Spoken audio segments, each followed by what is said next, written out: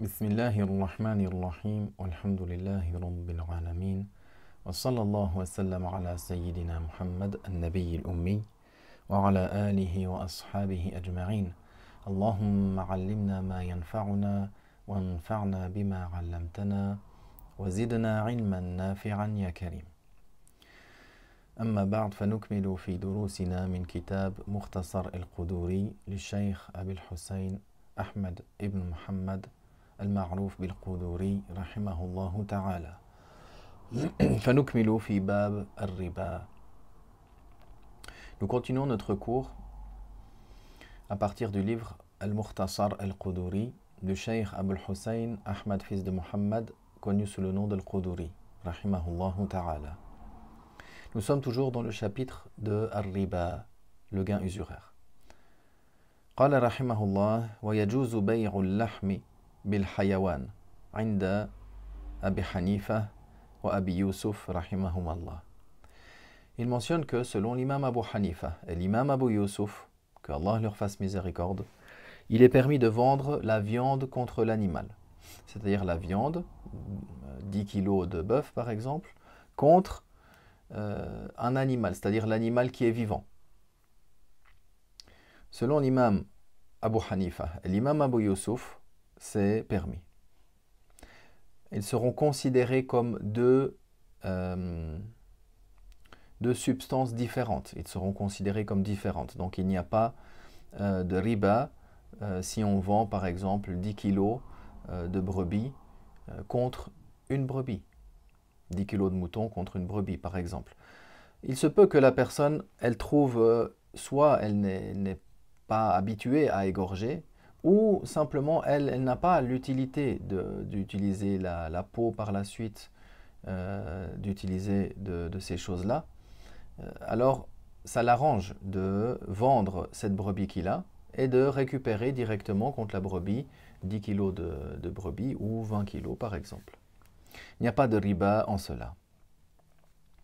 ويجوز بيع الرطب بالتمر مثلا بمثل والعنب بالزبيب. Également, selon l'imam Abu Hanifa, il est permis de vendre les rutab, les dattes qui sont fraîches, contre at-tamr, celles qui sont sèches, et de manière équivalente dans le volume. Et également les raisins contre des raisins secs, c'est-à-dire des raisins frais contre des raisins secs. Mais s'il y a une différence dans le volume, alors c'est du riba, c'est pas permis. قال ولا يجوز بيع الزيتون بالزيت والسمسم بالشيرج حتى يكون الزيت والشيرج أكثر مما في الزيتون والسمسم فيكون الدهن بمثله والزيادة بالثجير. Maintenant, si on veut vendre des olives contre de l'huile d'olive ou du sésame contre de l'huile de sésame, alors ce ne sera pas permis si ce n'est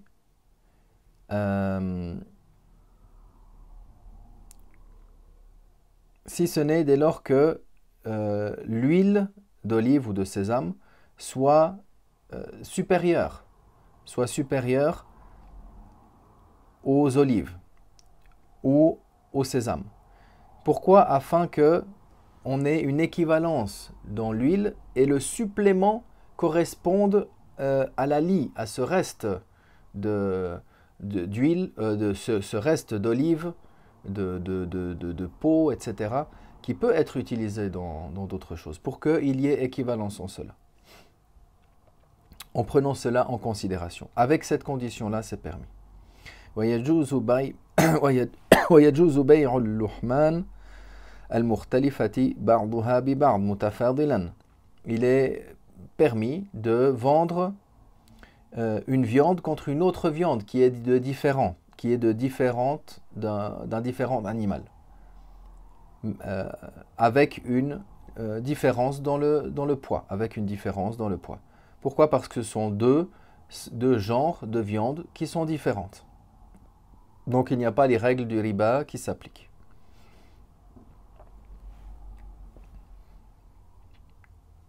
وكذلك ألبان البقر والغنم متفاضلا.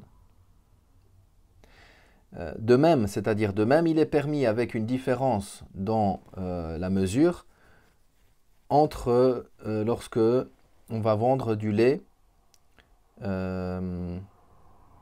de différentes espèces, du lait de brebis contre du lait de brebis, du lait de brebis contre du lait de vache, par exemple. Il peut y avoir une différence dans le volume, il peut y avoir une différence dans la mesure, il n'y a pas de problématique en cela. De même, s'il y a deux sortes de vinaigre différentes. Les deux, c'est du vinaigre, mais ce n'est pas la même sorte, la même espèce de vinaigre. Le vinaigre de date contre du vinaigre de raisin. C'est valable avec une différence dans le volume également.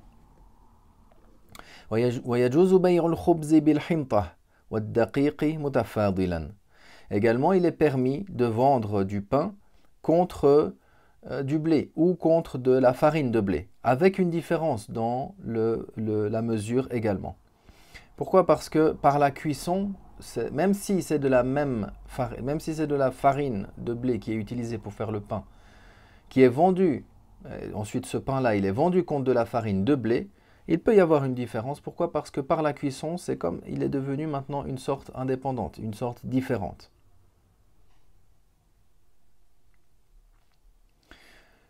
Il n'y a pas de riba entre le maître et son esclave. Si le maître, il a prêté une somme d'argent à son esclave et il lui a exigé qu'il lui en rende une plus grande quantité, il n'y a pas de riba là-dedans. Pourquoi? Parce qu'en réalité, les biens du maître et les biens de l'esclave sont les deux comme les biens d'une seule personne, c'est-à-dire ceux du maître. Donc les savants ils disent c'est comme s'il avait pris de sa poche gauche pour mettre dans sa poche droite.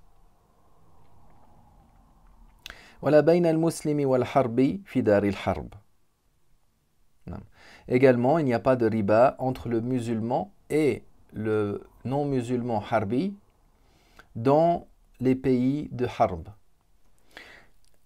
Cette question-là, elle est délicate et elle a ouvert beaucoup de sujets.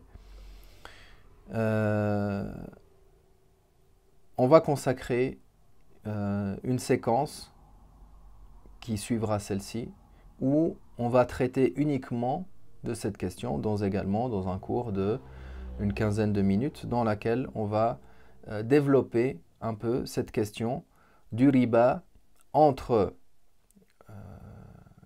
du gain usuraire entre le musulman et le non-musulman. Quelles sont les conditions pour que ce soit valable? Dans quel cas ce n'est pas valable? Inch'Allah ta'ala dans le prochain cours. Walhamdulillah. Wa sallallahu wa sallam ala rasulillah.